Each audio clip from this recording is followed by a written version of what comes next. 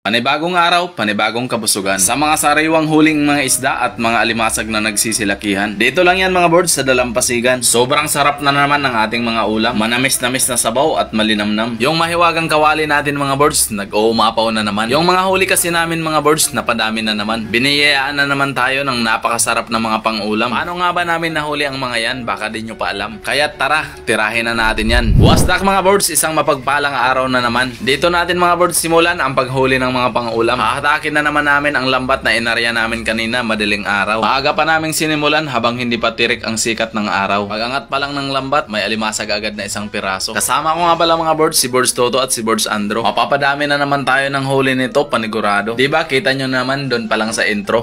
At may nakuha nga pala kami kaagad mga birds ng shell na binga. At alimasag na good size kasi malaki na. Ang galing talaga ng dalawa kong kasama. Nasa ilalim pa lang yung isda, alam na nila. Pero sa nahuli naming to, nagkamali sila. Yung akala mong malaking isda, starfish pala. Hanggang dito sa dagat, may April Fools pa talaga. Kaya't ibalik lang muna natin sa dagat yan para mas lalong lumaki pa. At sunod naming nahuling isda mga birds ay yung isdang emperor. Balik ka. Ayaw pagulog. Yan mga birds. Yan ang isda. Ito mga birds. Isdang bato. Hindi yan parrot fish birds ah. Ibang uri yan ang isda. At ang tawag naman ng isdang to mga birds dito sa aming lugar ay isdang murmur. At ang kasunod na huli ay isdang sweet lips. You know? Lipty mga birds. Sweet lips kasi manamis-namis ang kanyang lips. Manila bro. First class mga birds, first class. At sunod-sunod na talaga mga birds ang huli naming mga isda. Kaya't yung dalawang kasamaan ko talagang tuwang-tuwa. At may porcupine fish kaming nahuli. Masarap din ang isdang to mga birds kaso ang daming tinik, grabe. Nung binilang ko ang tinik niya mga birds, umabot ng 1,103. Yung ibang nanonood na pagkamalan nila tong butiti. Magkaiba po mga birds ang puffer fish sa porcupine fish. Ang isang to naman mga birds ay rabbit fish. Grabe, ngayon ko lang na-notice, unti-unti na akong gumagaling sa English. Oops, marami-rami na agad tayong grasya mga birds. Thank you Lord. Sunod-sunod yung mga isda natin. May mga pagkakataon talaga mga birds na yung mga nahuli naming mga isda ay mga sirana. Nauunahan kasi tayo ng mga ibang nilalang sa ilalim, minumukbang na agad nila.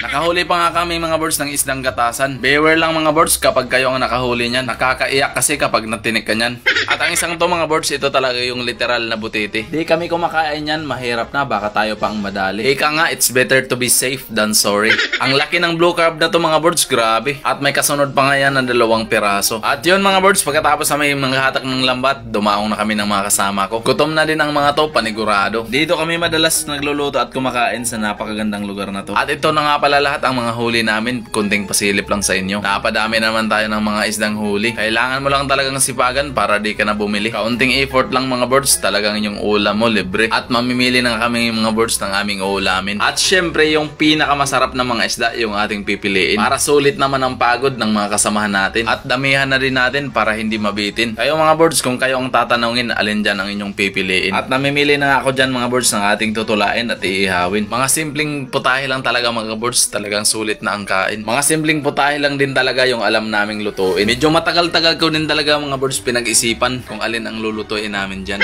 Kaya kung minsan doon ka pa nahihirapan kapag mayroon kang pinagpipilian. Kaya piliin mo na lang talaga siya. Yung matagal mo nang gustong piliin ka. Kaya kahit anong mangyayari mga birds, piliin mo talaga yung pinipili ka.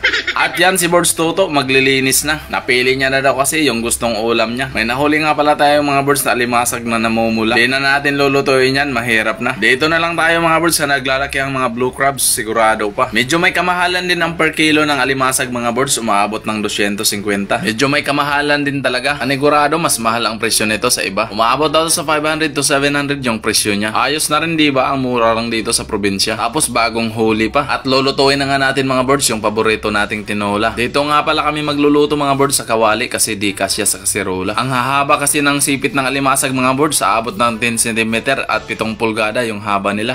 Grabe, sinukat pa talaga. At nilagay na nga natin mga birds yung isda natin para sa tinola. Ang tataba din mga birds ng isda nating tutulain. Mapapasarap naman ito mga birds ang ating kain. Nilagyan na rin natin mga birds ng unting pampalasang asin. Pan lang natin, mga 5 to 10 minutes lang naman ang ating aantayin. Ramdam na ramdam ko na talaga ang gutom ng kasama natin. Mahirap na kasi silang pangitiin. Oops, tamang update lang mga birds. Wow!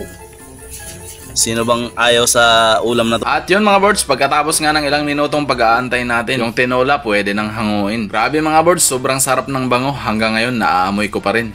At yung huli naming porcupine fish mga birds, ihawin na natin. Inihaw yung ating pang-undercard, tapos yung tinola, yun ang ating main event. And finally, luto na yung ating tinola at ang ating isdang inihaw. Mawawasak na naman ito mga birds, ang bagong saing na bahaw. Yun mga birds! Nakakagutom na mga birds. Ito na! Pre mga birds, simulan natin sa sausawan na masarap. Inihaw, you know, may itim-itim, at syempre kanin. Dito tayo higop ng sabo birds, at yan mga birds ang pinaka-highlight mga birds, you know. Yan, sobrang sarap niyan mga birds. Kain na mga birds. Mga birds oh.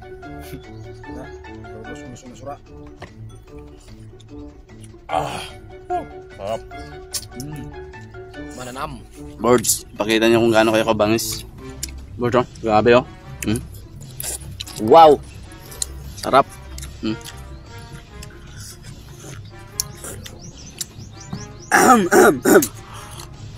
Isang dipa. Grabe. Sarap to birds oh. Napakalaking alimasag. Wow. Iyay. Grabe birds, malaman. Parang. Parang. Kugang feel.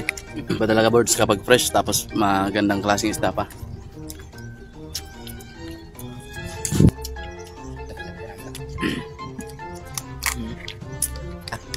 Ay. Grabe, sobrang taba. Sa sobrang laman.